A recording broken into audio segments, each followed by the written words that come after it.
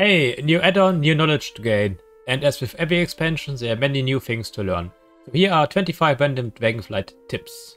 The siege on Dragonbane Key, which happens every 2 hours in the Waking Shore, doesn't require you to participate to receive the weekly box. Same goes for the Marauk Centaur's Great Hunts. The Marauk Centaur Venon equipment rewards require only level 58, allowing you to get some early 375 and 389 equipment very early with your character. It requires you to already have the Maruuk on either Venon 10 or 20 with a different character to abuse the Venon reputation buff, but if you plan to level with questing anyway, it's a good way to get some high item level gear.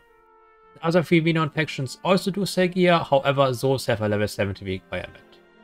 The Community Soup event in Agerspan for the Iskara Tuskar faction does not require you to click the Yes Chef extra action button. It has no effect on the amount of orders you get. The only thing you get is a small movement speed buff. The closer you stand to Big Kannok, the more likely you're gonna get some orders. Many orders from Big Kannok don't require you to participate as long as other people do them. You can AFK steering the soup, tough carb and stomping the vermin. Whenever the soup reaches a new quality level, there will be some mobs attacking the soup, and those mobs also don't have to be hit. The final boss, however, you have to hit to receive his loot. If there are lots of people at the soup, it's more likely you're gonna get an order you can AFK, but if there are too many people, you get a very small amount of orders. The reverse is also true. If only a couple people are at the event, almost every order requires you to do something, but you also get lots of orders.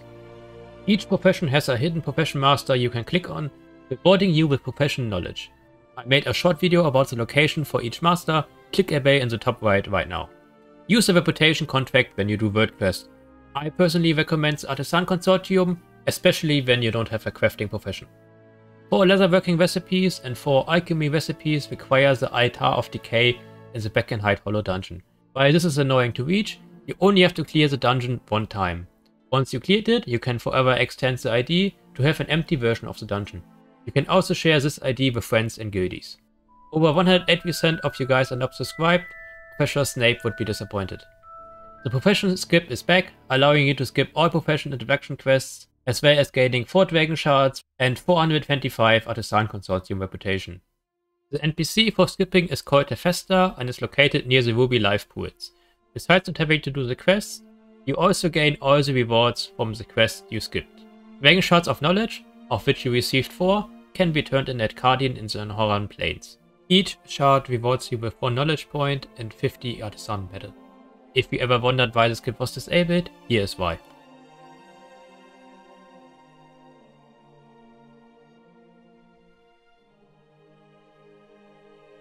There is a weekly quest for minimum 60 Artisan Meddle, scaling with your reputation with up to 120 in the middle of White.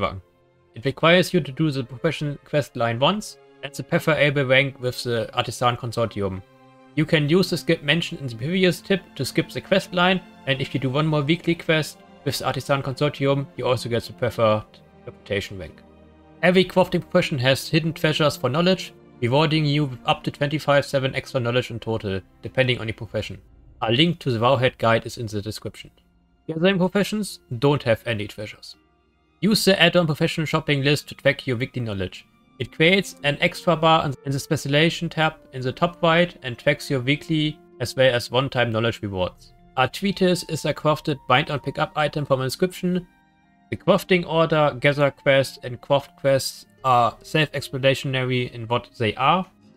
All 3 of those quests are in White. The craft quest is from the profession trainer and both order and drop quests are near the crafting order's auction house. Lastly, drop quests come from 2 sources.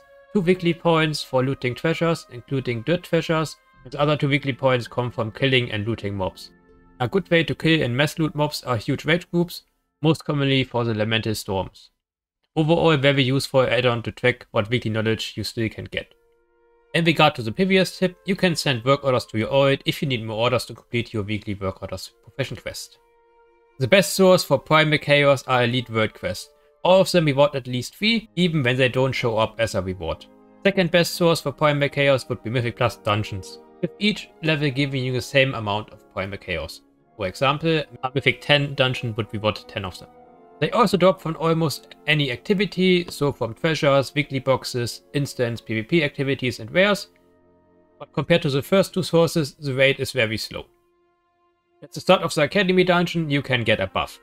Depending on which NPC you click, you can get 5% mastery, 5% crit, etc.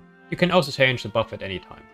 Most rare mobs are very hidden in Dragonflight. Any repeat everywhere no longer shows with a golden star on the map, so unless you know what mob exactly you're looking for, you're probably gonna miss it. I recommend either Silver Dragon or Rare Scanner to find them more easily.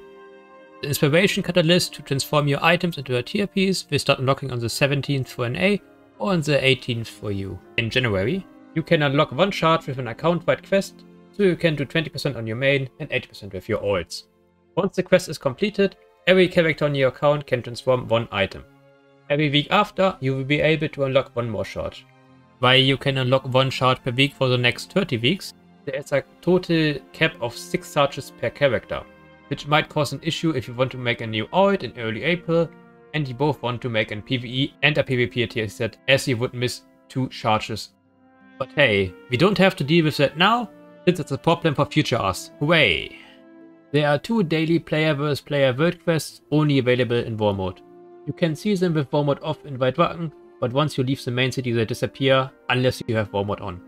Those quests always reward White Dragon reputation, and there's one exception, the Wild Arcana PvP quest in Ageless Ban, which can be done with war mode off.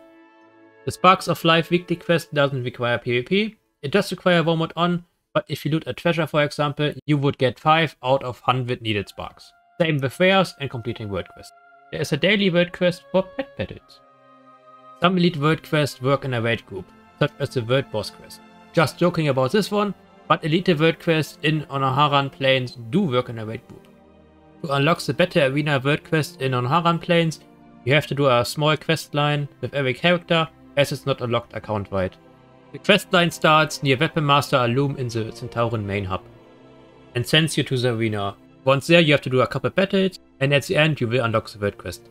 That said, half of the time it's bugged anyway and can't be started, so should you really bother to unlock it? Yeah. Unlocking the world quest at the Cobalt Assembly in Ageless Ban requires level 68. Once you are 68, talk to Venti near the assembly itself to accept the quest Welcome to the Assembly. Simply completing the quest will give you access to the Cobalt Assembly faction. If you farm reputation there, don't forget to unlock the 30% reputation bonus once you reach the low reputation threshold with them. Their reputation names are a bit weird, but low is the second out of 5 possible levels with them. If you reach the 4th reputation step with them called High Power, which usually takes around 1 hour in a 5-man group, you can also buy a V89 item level ring. And that finishes the list of 25 random Dragonflight tips. Which one was your favorite, and are there any good tips I forgot to mention? Let me know down in the comments. As usual, thank you for watching, feel free to like and subscribe, and I wish you a wonderful day. Bye!